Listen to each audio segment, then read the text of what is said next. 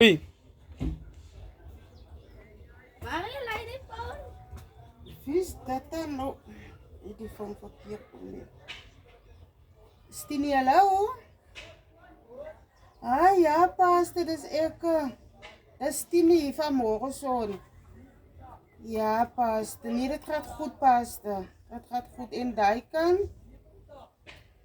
Die pastor, ek het jammer, ek het mos nou nie airtime gehad nie, toe ek mos nou net 5 please call mes gestuur. En maar dankie dat pastor nou teruggekom na my toe. Pastor, ek wil op die pastor iets luister. Ek het nou al in die Bybel gekyk, maar ek kry nou nie dit. Ek het nou al by Google ook gekyk, geluister, maar Google kan ook nie vir my antwoord gee nie.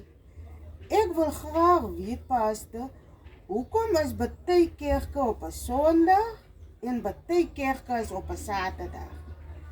Want ek het daar iets afgekom, ek weet nog nie presies waar dit is in die Bybel nie, maar ek het daarop afgekom dat het nou sê van die hemel en die aarde was moes binne 6 dae gemaak. En die 7de dag moet ons rus. En dan het ek ook haar gesien, hulle sê hulle praat van die Sabbatdag. So dis mos nou eintlik dan nou die Saterdag, maar die Sondag is mos nou die rusdag. Kan pastor asseblief toch vir my net daai antwoord gee? Hy's net so bietjie onduidelik.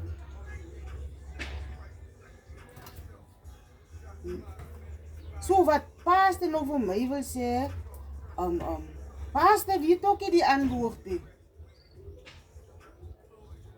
Omdat pastor se ouma en se oupa en die voorouers almal op Sondag, dis hoekom pastor nou vir ons leer om op 'n Sondag kerk toe te gaan.